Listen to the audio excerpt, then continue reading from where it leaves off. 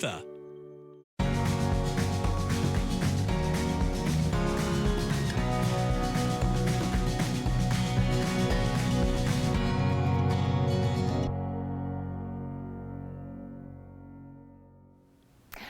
to Uxbridge Scugog Life. I'm your host, Jackie Hermans. So the colder weather is definitely here. With the cold weather, those roads can start getting a little bit dangerous. Even when there's no snow on there, we need to be really cautious of those roads. And it's time to get our winter tires changed, or winter tires on. So we're going to be talking to CAA about that. We're also talking to two little mini chiefs today. The show is going to be adorable. We're talking to, or we're going to meet with Mia, who's the junior fire chief for the day. And we're also talking to Kaya, who won the contest for the Durham Regional Police Services Chief for a Day. So make sure you keep on watching. We'll be back with more on Uxbridge Scugog Life.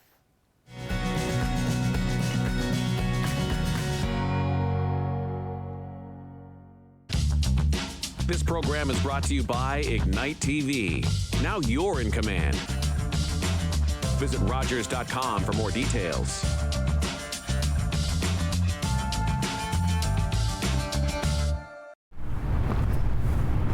I did it. I need it. A hero gave it.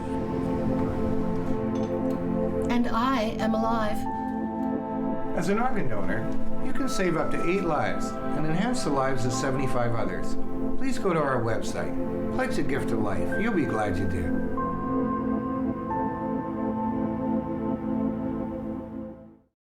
I'm Eric Marchinosa's Cinema Scene in Review. Join me for a monthly movie roundup of new releases either in theaters or available to stream. See you next time in Review.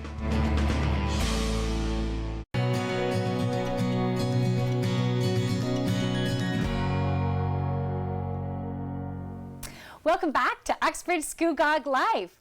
I have Mini Chief Kaya in the house. Kaya, how are you? Good. Good. So I understand you entered a contest with other grade 5 students for the Durham Regional Police Services Chief for a Day contest. And you won. Yeah. That is pretty amazing. Have you won any other things in your life before? Not really. Not no. really. Well, this is a big thing to win. Now, I understand you go to St. Anne's Catholic School in Oshawa, and I would like to know what inspired you? Why did you want to enter the contest? So 2 years ago, my brother tried out for the thing, and he didn't make it, so I just wanted to give it a go, see if I would make it. Nice. Okay. What did your brother say as soon as he knew that you won? He was really surprised too. Yeah, he was so excited for you. So good. It's like you took the torch in your family and you're like, okay, my turn. I'm going to do this. So I understand you had to write a 500-word essay. Yeah. Have you ever written an essay with so many words before? Never. That's a big essay. How long did it take you to write it? I'm going to go about like 1 or 2 hours. It's like 1 hour, I think. Okay. That's a lot of dedication to put into it, and thought even before you start thinking about what I'm going to say. I would love for you to read your essay. Okay. I think we all need to hear why you were chosen and where that inspiration came about you becoming a mini chief for a day. Okay, go for it. Hello, my name is Kaya Jarrett, and I'm in grade 5 at St. Anne's Catholic School in Oshawa. My teacher's name is Miss Beamer. If I were chief for a day, I would have a lot of fun. I would get to know my officers and see what they think needs to be done in the community. But I would also like to know what improvements we can make at the station. Do we need to work on team building exercises, or do we need to discuss certain things to make our work environment better? I would like my officers to work as a team so we can get our work done well. If we work well together, we can do better for the people we serve and protect. When it comes to the community, I will look into some issues we may be facing, like crime, homelessness, drug abuse, and anything else that needs attention. I would make sure my officers have the proper training to get the job done. I believe that they have to go through physical and mental training. If not, I'll make that a thing. I can't imagine all the hard work that chiefs and police officers need to do to keep us safe. So I think training is important. If I'm a chief, I would also like to provide a budgeted breakfast, lunch, and dinner to my officers. I would imagine that they would not have enough time to make their own meals for work. If I can do that, I think they would appreciate it. I would also try my best to provide all the help that they need to get the job done. I would also like to know that they are having a good time doing their work, and if not, I'd like to know what I can do to help. I think it can be difficult because chiefs have families as well, and if they spend a lot of time at work, they miss their family. So I think time off and vacations would be nice as well. Hopefully another chief is available when the main one is away. So if I were chief for a day, I think I would do a fantastic job keeping everyone comfortable, and all duties would be completed by myself and my team. I know I wouldn't be able to do the job alone. I would ask for help when needed. I will also help when I am needed. Teamwork makes the dream work. I may even be able to make a few changes based on the needs of the department. This opportunity would mean a lot to me. I've never met a female police chief, but I know they exist and I'm sure they rock. Now that I've been chief for a day, I've gained a better understanding of how each department works. But I must say I had the best time at training and education center, where I got to shoot a fake gun and pepper spray my dad. I also love my visit at Forensic Investigative Services. I was able to reveal my fingerprints by using magnetic dust. Overall, it was nice to see everyone work together as a huge team, proving that teamwork really does make the dream work. I would like to end my essay by saying thank you to Chief Marrera and to everyone who played a part in making this incredible journey possible. Being chief for a day is an experience I will never forget. Thank you. I want to give you a big round of applause. I'm sure everyone watching this is clapping right now. Really well done. If I was to become a police officer, it would be an honor to work under you. Mm-hmm. So tell me about it. What was it? We have just over a minute. I would love for you to explain what it was like to be chief for a day. What did you do? So I went in a helicopter. That was like the last thing I did, but that was really fun. I went over my school, and they formed the word "hi." It was really cool. That everyone at your school formed the word "hi" so you could see it? Not everyone. It was one class. One class formed the word "hi." That is very cool. Yeah. That is awesome. And you were saying that you got to see your own fingerprints with magnetic dust. That is very cool. So you know how to do it now. Yeah. If you have the right dust, you could get that job done with fingerprints. Yep. Okay. Did you end up doing team building while you were there? Kinda. Yeah? Did you guys have breakfast? Breakfast, you had some meals while you were there? Yeah. Yeah, because I really liked how you added that in. They need their food. They need their nourishment. They don't have time. They have busy lives. Yeah. I love that.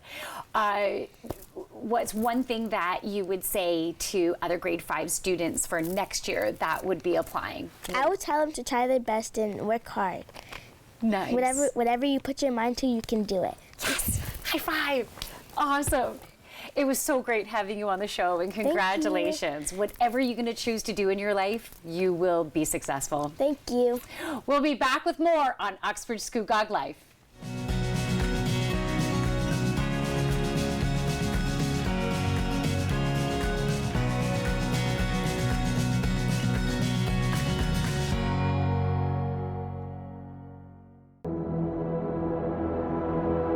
Smudging is a very important part in our life as we're all learning to walk the good way. When we smudge, we use the sacred medicine, the white sage, the sweetgrass, the tobacco, and the cedar. It cleanses negative energy and replaces it by a positive energy. When I smudge, I cleanse my end and my eagle feather and start cleansing my breath to have better words. I will smudge my eyes so I could see the better things offered to me. I will smudge my ears to hear the good thing that people have to say. I will smudge my hair to have good thinking from my head. I will bring the smudge to my feet so I could walk in respect with our Mother, the Earth. Smudging is the way we give our prayers to connect our spirit to the Creator. We express gratitude for the gift of life, the learning, and growth.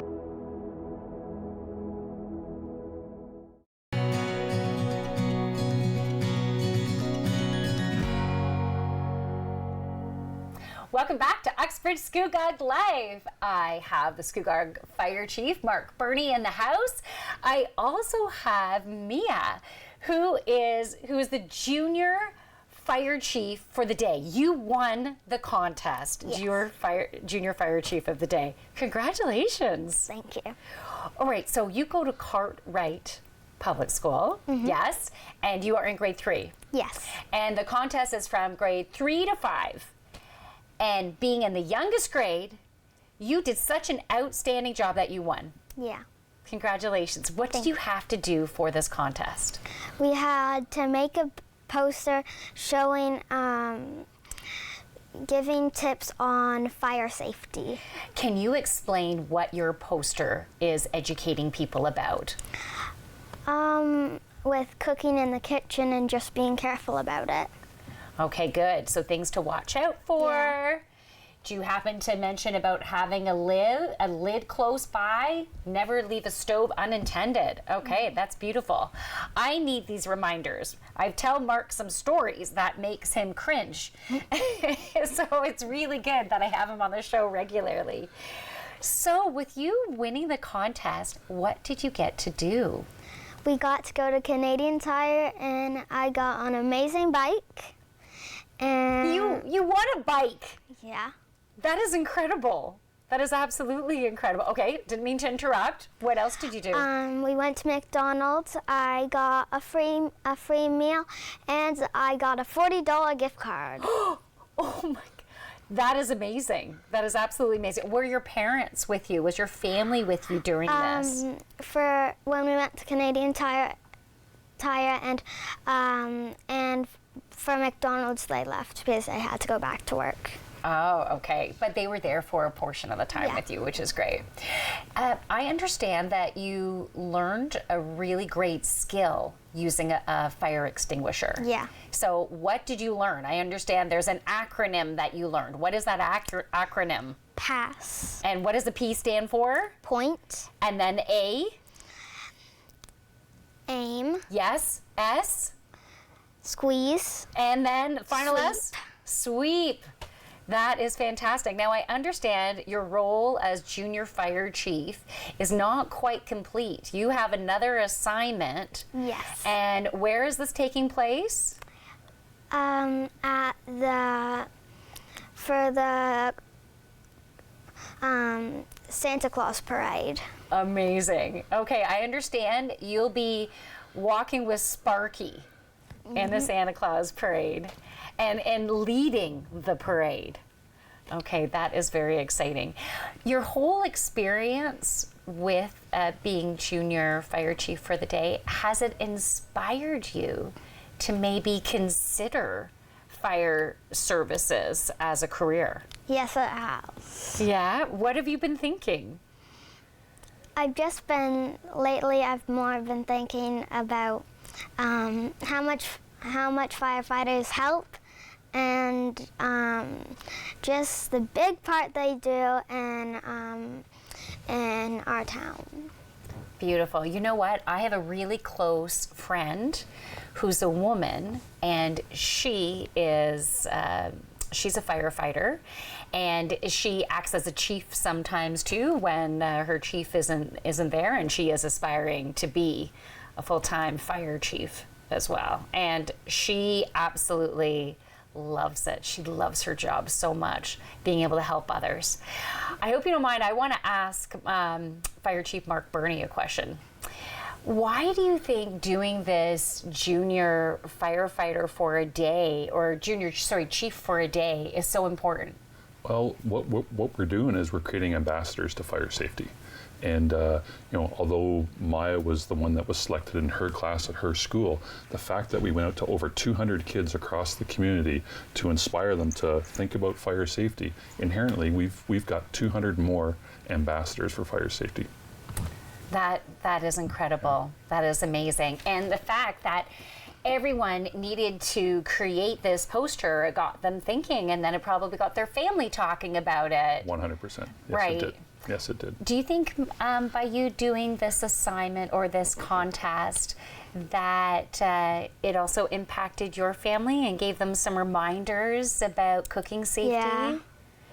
Yeah, that is good. It doesn't matter what your age is. We sometimes need reminders of things that can be so obvious. When life gets busy, we shouldn't be letting go of the rules that keep us safe. Do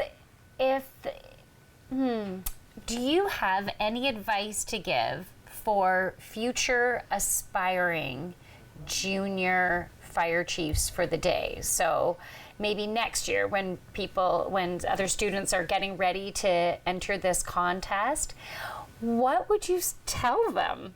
Whether it's how to do their poster or why it would be so great for them to enter the contest. I'd probably tell them that it's a once-in-a-lifetime experience and a really fun one. Yeah. Sure is. Well, congratulations again. I am so proud of you and so excited with you continuing to be that ambassador. So thank you so much for being on the show. You're welcome.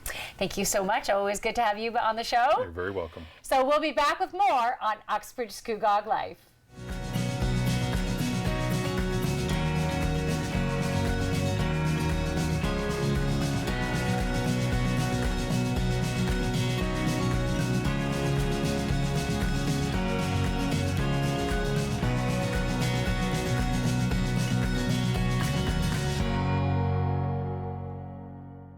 That he fell.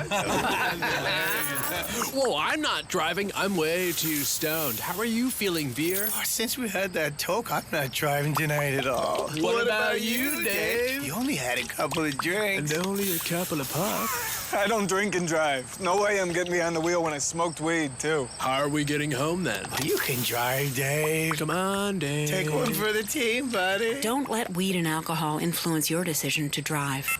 Yeah, I need a ride.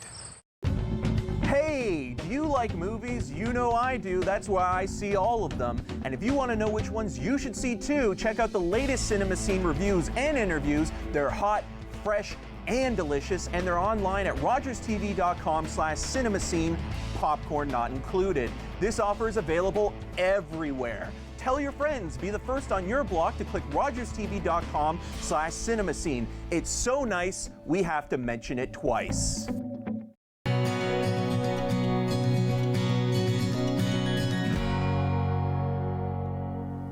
Welcome back to Uxbridge Scugog Life. So I'm with Tracy Marshall from CAA, who's the manager of community relations, and we are talking about getting those winter tires on.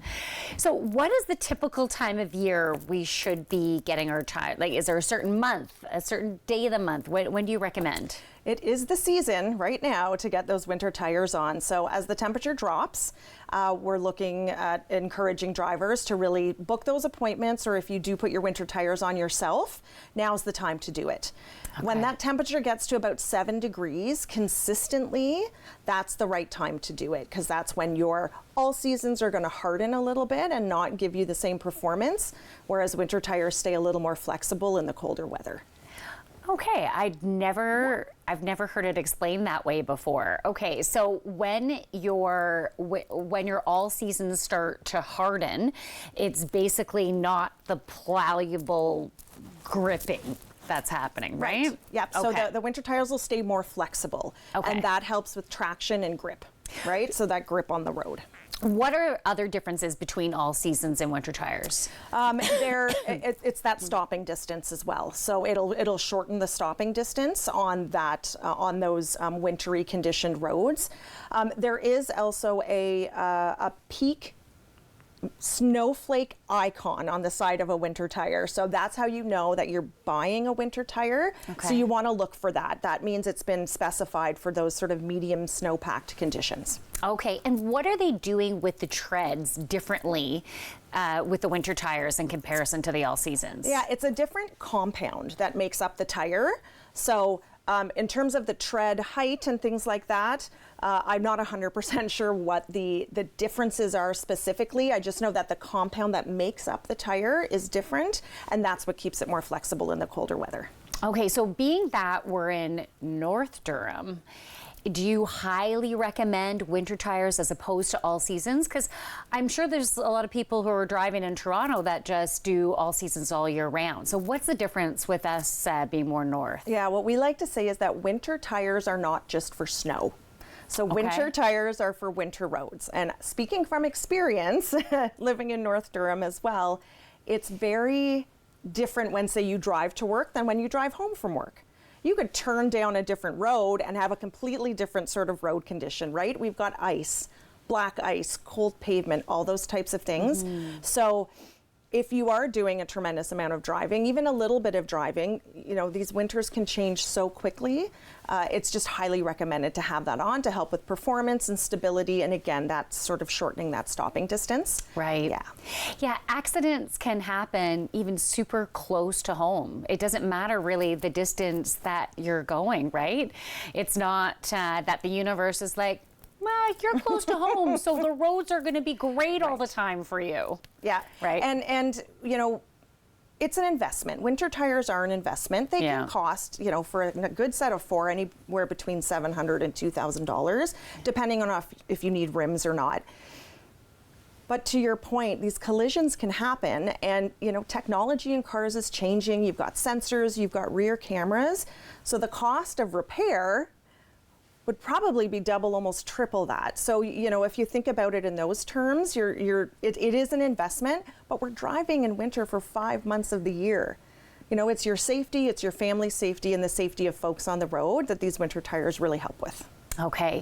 So you had mentioned, you know, some people out there do it themselves. I have never done it myself. If I should aspire to one day try to do it myself, do you know the types of tools that you would need to have? Like, other than YouTube and watching the videos, what are things that you would need to have to be able to do it yourself? Well, we actually recommend if you don't have the tools, and they are specialized tools that you would need to do it yourself, especially for the retorquing of the tires. You know, a professional is where you really want to go for that. But if you do have the tools, by all means, do it yourself. We're reminding motorists after about 100 kilometers to retorque the wheels, just to make sure those bolts are on properly, to avoid wheel separation, because that increases when these seasons change and the tires change. And any professional will sort of recommend the same thing. Come back, we'll retorque your wheels, no cost. Just drive it and we'll do it. So, you know what? I heard about the retorquing. This might sound odd, but about a year ago.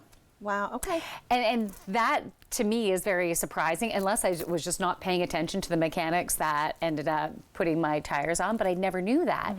And then last fall, around this time, I hadn't changed my tires or anything at that point, and my car started swerving back and forth across the road. I'm like, what is happening? I felt like I had no control. It was so scary. Pulled over to the side of the road, and my wheel was about to fall off. So it is super important to get them retorqued, even though that wasn't what had happened with me. I'm not too sure why that had happened, but yeah. Well, and I know that I think even from a, you know, police perspective, if they're tracking some of these incidents on the roads, you know, they're seeing that, and it's great because that information is coming out, and then we can make more informed decisions about how to keep our safes on the road. So that's beautiful. It's all full circle. Yeah. Thank you so much for being on the show. Thank you for having me. Great information. So get those tire change booked, and we'll be back with more on Uxbridge Scugog Life.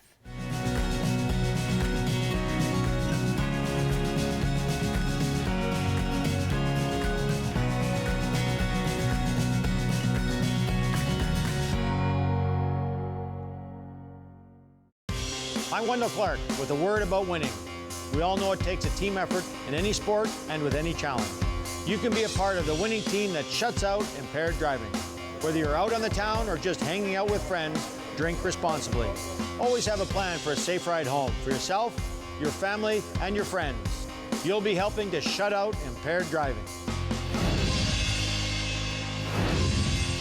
Visit ArriveAlive.org to find out more. Arrive Alive. Drive sober. Hi, I'm Jennifer. And I'm Allison. Coming up on the next parenting show, we're talking about kids and money. We're going to show you how to raise kids who are financially literate. That's only on Rogers TV.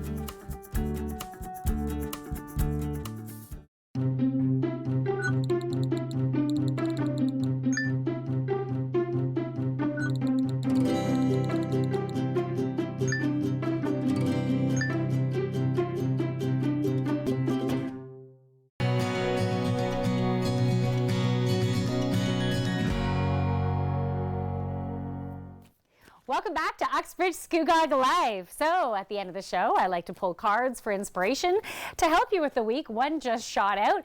And I also want to let you know that I am available for you to book a channeled reading and healing session, or even if you want one-on-one yoga or to join any of my group yoga classes. Okay, so let's see what the card is. Temperance.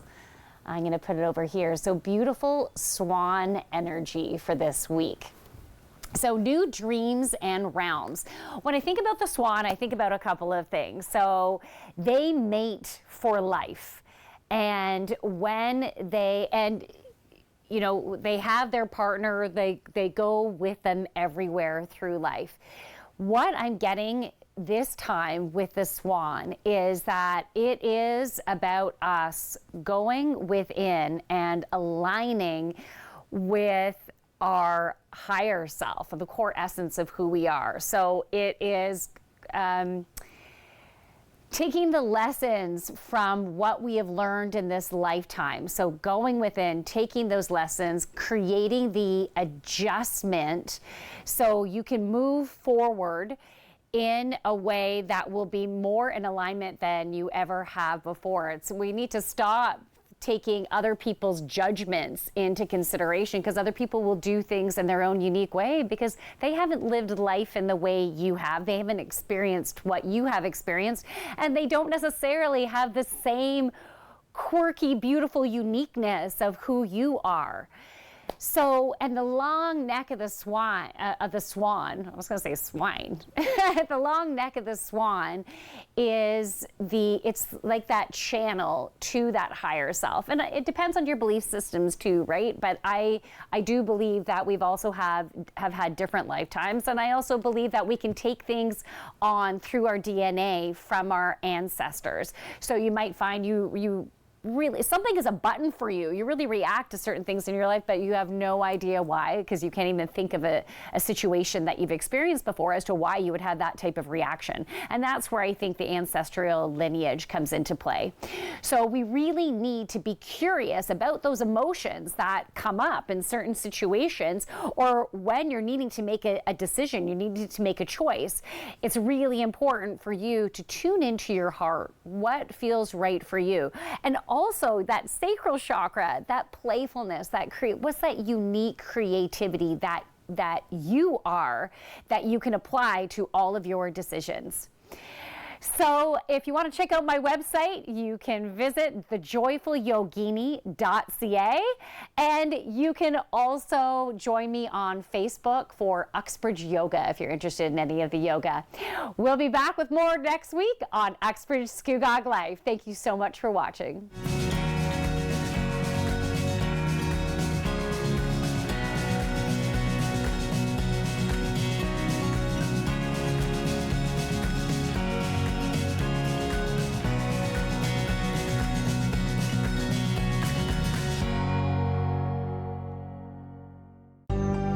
Call the Rogers TV viewer response line, email us, or connect with us on social media.